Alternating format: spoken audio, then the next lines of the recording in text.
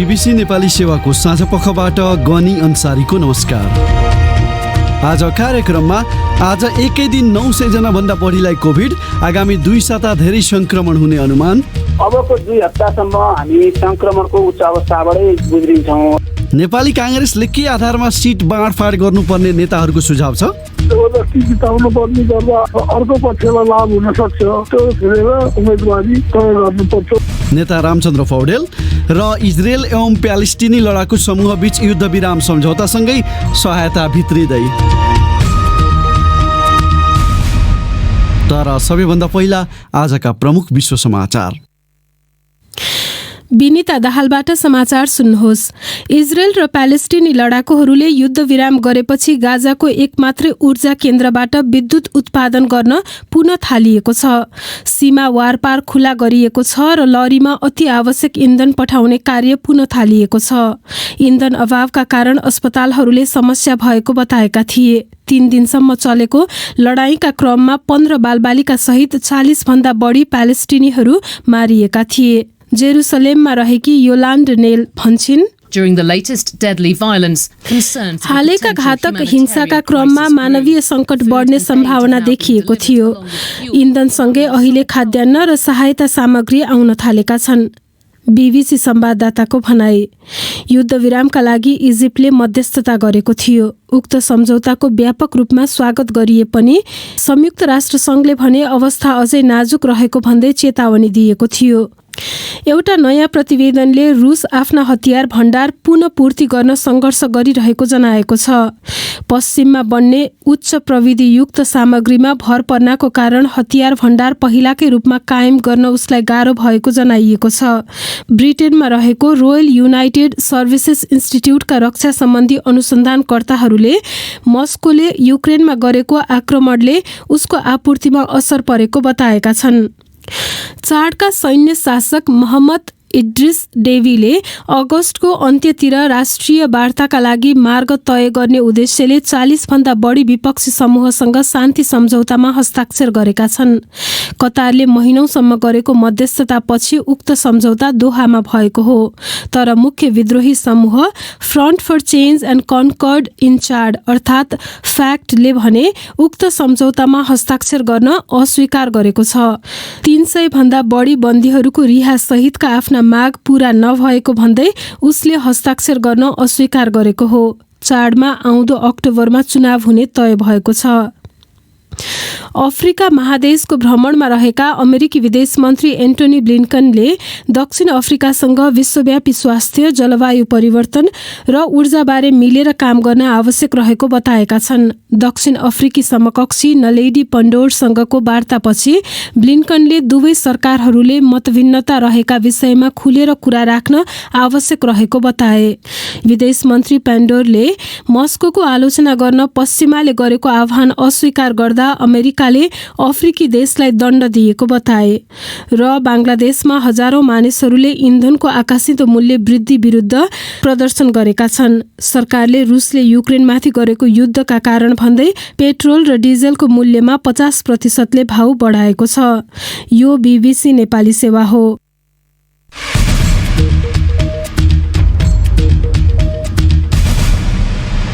साँझपखमा पुनः स्वागत छ। कोरोना भाइरसबाट संक्रमित हुने व्यक्तिको संख्या दिनहुँ बढिरहँदा आगामी 2 साता त्यो उच्च बिन्दुमा पुग्ने देखिएको स्वास्थ्य तथा जनसङ्ख्या मन्त्रालयले जनाएको छ। अहिले पनि संक्रमणको उच्च अवस्थाबाट गुज्रिरहेको भन्दै मन्त्रालयका सहायक प्रवक्ताले सोही अनुरूप रोकथाम तथा नियन्त्रणका रणनीति अपनाइएको बताए। विज्ञहरूले जनस्वास्थ्यका मापदण्डको पालनामा हेलचेक्र्याई गरिए विगतमा जस्तै स्थिति गाह्रो हुन सक्ने भन्दै सचेत गराउँदै आएका छन्। एक रिपोर्ट। स्वास्थ्य मन्त्रालयका अनुसार गत 24 घण्टामा केही समय यताकै सबैभन्दा धेरै व्यक्तिमा कोरोना भाइरस संक्रमण पुष्टि भएको छ। गत 24 घण्टामा सो अवधिमा 934 जनालाई कोरोना भाइरस संक्रमण भएको छ भने कोभिडबाट 1 जनाको ज्यान गएको छ। कुल 5351वटा नमुना परीक्षण गर्दा सो सङ्ख्यामा सङ्क्रमित फेला परेका मन्त्रालयले जनाएको हो। केही साता यता सङ्क्रमण दर बढ्दै गएको पृष्ठभूमिमा इपिडेमियोलोजी तथा रोग नियन्त्रण महाशाखाले गरेको अध्ययनले आउँदा हप्ताहरू सङ्क्रमणको हिसाबले गाह्रो हुन सक्ने औँल्याएको अधिकारीहरूले बताएका छन्। मन्त्रालयका सहायक प्रवक्ता समीर कुमार अधिकारीले बीबीसीसँग भने, अबको 2 हप्तासम्म हामी संक्रमणको उच्च अवस्थाबाटै गुज्रिन्छौँ। त्यसपछि हामी क्रमशः संक्रमण ओह्रालो लाग्ने चरणमा प्रवेश गर्छौँ। संक्रमण उच्च बिन्दुमा पुगेका बेला दैनिक कति संक्रमित थपिन सक्छन् भन्ने बारे सहायक प्रवक्ता अधिकारीले भने केही बताएनन्। यद्यपि अहिले पुष्टि भइरहेको संख्याभन्दा उच्च हुने उनले उल्लेख गरे। पछिल्लो समय जनस्वास्थ्यका मापदण्डको पालना गर्नुपर्ने कुरालाई मानिसहरूले खासै वास्ता नगरेको स्वास्थ्य अधिकारी तथा जनस्वास्थ्यविदले बताउँदै आएका छन्। उक्त पृष्ठभूमिमा अपनाउनु पर्ने कदमबारे पुनः मन्त्रालयका सहायक प्रवक्ता अधिकारी, मान्छेको भेटघाट कम गर्नुपर्ने, जनस्वास्थ्यका मापदण्ड पालना गर्ने, व्यक्तिगत सरसफाइमा ख्याल गर्ने, यी कुराहरूमा केन्द्रित भएर अलिक बढी सघन रूपमा हामीले काम गर्न सक्यौँ भने अहिले बढोत्तरी भइरहेको संक्रमण जुन हामीले पूर्वानुमान गरेका छौँ त्यसलाई त्योभन्दा छोटो समयमा झार्न सकिन्छ। यसमा सबैको साथ सहयोग र सबैको बुझाइ एउटै आवश्यक पर्छ। मन्त्रालयका अनुसार अहिले देशभरि सक्रिय संक्रमितको संख्या 5686 पुगेको छ।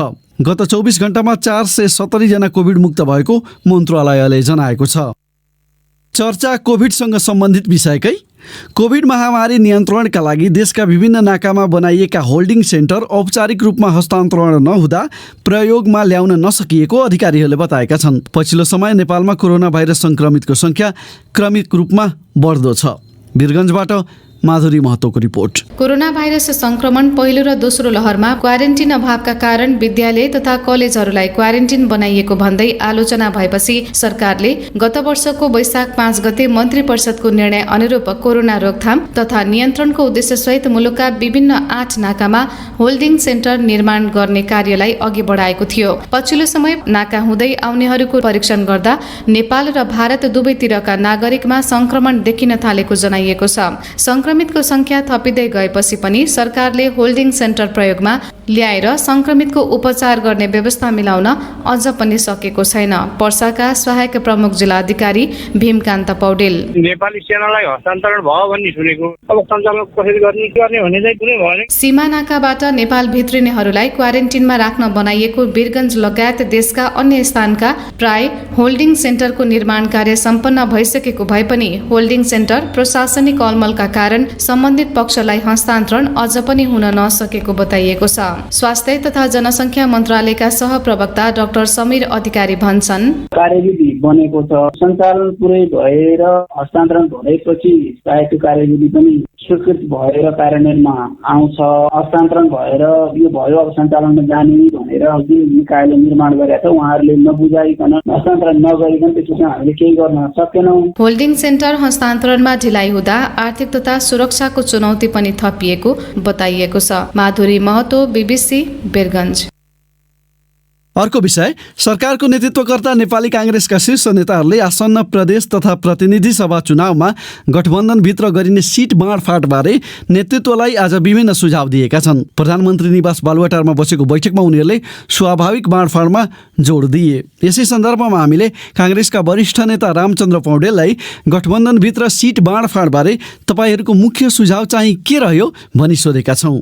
वास्तविकतालाई ध्यानमा राखेर हामी दलका अन्य दलका नेताहरूसँग कुरा गर्छौँ र कुन पार्टीको कुन क्षेत्रमा के हैसियत छ, कसलाई उम्मेदवार बनाउँदा चाहिँ अरूले अलिकति सहयोग गरिदिएपछि जितिहाल्छ, त्यो हेर्नु पर्यो सबभन्दा मुख्य कुरा।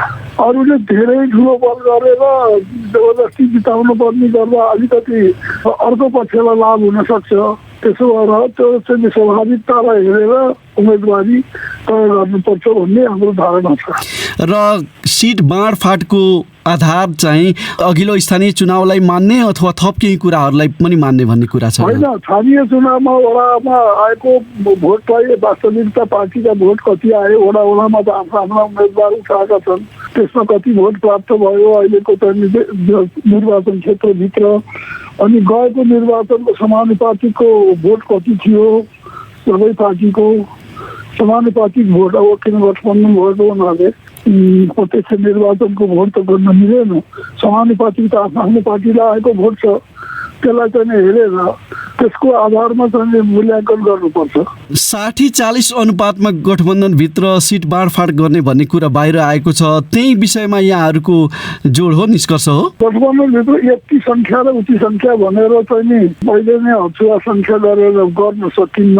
पहिले देशभरिको 165 निर्वाचन क्षेत्रमै के परिस्थिति छ, कसको कुन पार्टीको के अवस्था छ, त्यसलाई सामनेमा राखौँ। यो 2-3वटा चाहिँ नि चुनावको चाहिँ नतिजालाई खास गरिकन अहिलेको चुनावको नतिजा र अगाडिको समानुपातिको नतिजालाई चाहिँ समेत राखेर कसको अवस्था के छ कुन क्षेत्रमा त्यो हेरेर त्यहाँ उम्मेदवारीको तय गर्दाखेरिमा के कस्तो चाहिँ तथ्य आउँछ अगाडि त्यही अनुसार गर्नुपर्छ। र सत्ता गठबन्धन बाहिर रहेको लोसपासँग पनि मधेसमा चुनावी तालमेल गर्ने भन्ने विषयमा पनि कुराकानी भएको हो। अब अन्त्यमा लोसपाका नेताहरूसँग पनि अलिकति कुरा त चलिराखेको छ, तर त्यसको चुम्बो केही लागेको छैन। अब उहाँहरूको पनि भनाइ के छ भने अब डेमोक्रेटिक पार्टीको सँगै जान हामीलाई पनि सहज हुन्छ, त्यसकारण चाहिँ हामी गरौँ लोकतान्त्रिक एकता भन्ने उहाँहरूको भनाइ छ। ठिकै छ, हामीले तर अब यसका के व्यवहारिक पक्ष छन् मिलाएर गरौँ भनेका छौँ। विचार र सिद्धान्त नमिल्ने दलहरूबीच पनि चुनावी तालमेल, काङ्ग्रेसले समेत आफूलाई सबभन्दा पुरानो लोकतान्त्रिक पार्टी भन्ने, तर त्यसरी गर्दो रहेछ। यसमा चाहिँ केही कुरा उठ्यो नेताहरूबाट? विचार र सिद्धान्त नै मूलमै छ। किन विचार र सिद्धान्त भनेको के? अहिलेको यो संविधान नै चाहिँ हाम्रो सिद्धान्त र विचार हो र गाइड निर्देशक चाहिँ तत्त्व हो। अहिलेको संविधान त हामी सबैले भएर बनाएका छौँ। त्यसकारण चाहिँ यो संविधानलाई बचाउन चाहने र यसलाई भत्काउन चाहने सिद्धान्त त्यही नै हो।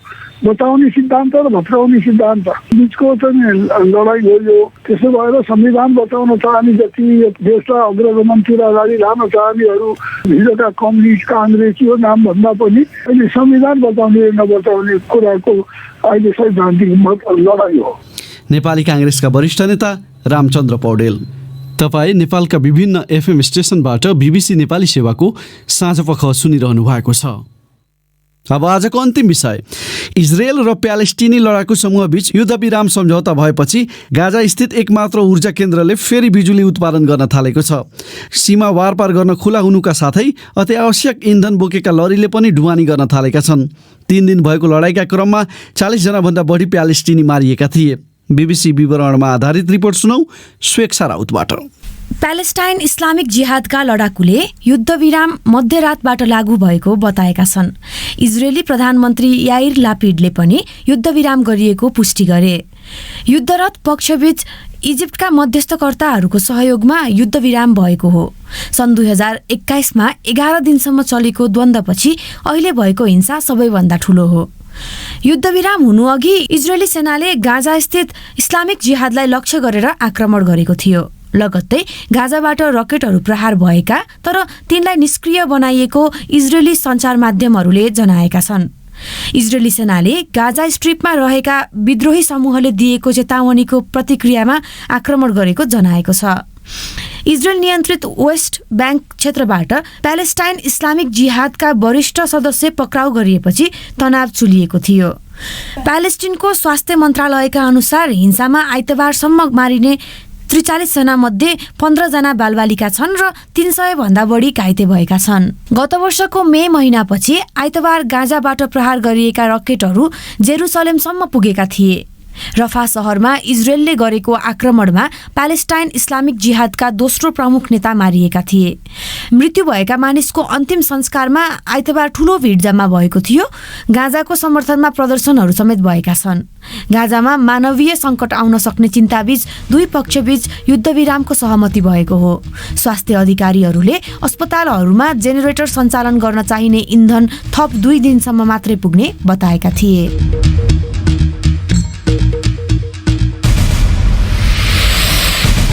यसका साथै बीबीसी नेपाली सेवाको साँझपख यहीँ सकिन्छ। भोलि बेलुकी 9:15 बजे हामी फेरि उपस्थित हुनेछौँ। त्यस बेलासम्मका लागि हामी सबैलाई बिदा दिनुहोस्। नमस्कार।